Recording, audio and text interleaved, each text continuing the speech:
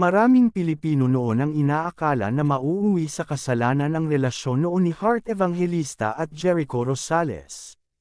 Nag-umpisa ang relasyon ni Heart at Echo noong 2005 na nagtapos naman noong 2008 matapos magtagumpay ang umano'y kagustuhan ng mga magulang ng aktres na paghiwalayin ang dalawa.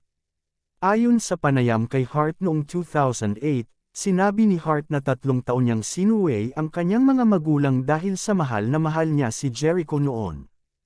Inamin din ni Heart na mismong ang kanyang mga magulang ang ayaw kay Echo. "We did not have a problem with each other talaga. It's a known fact that it was my parents who really didn't want us together," ani Heart.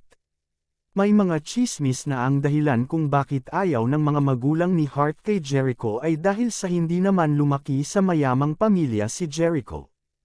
Matatandaan na ikinabigla ni Jericho ang pakikipaghiwalay sa kanya ni Heart at hindi rin ito mapigilan maging emosyonal.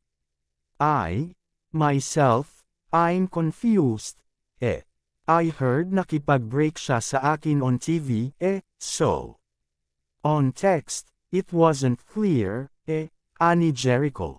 Kinumpirma ni Heart na sinabihan siya noon ng kanyang mga magulang na may relasyon umano si Jericho at ang aktres na si Carmen Sue. When their parents said that he was cheating on me with Carmen Sue, I really did think that he was.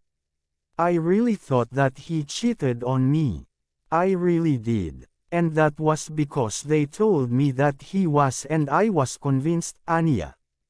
Sa ngayon ay may kanya-kanya ng buhay si Heart at Jericho, ngunit hanggang ngayon ay marami pa ring netizens ang nanghinayang sa relasyon nila na nagtapos lang dahil sa maling akala.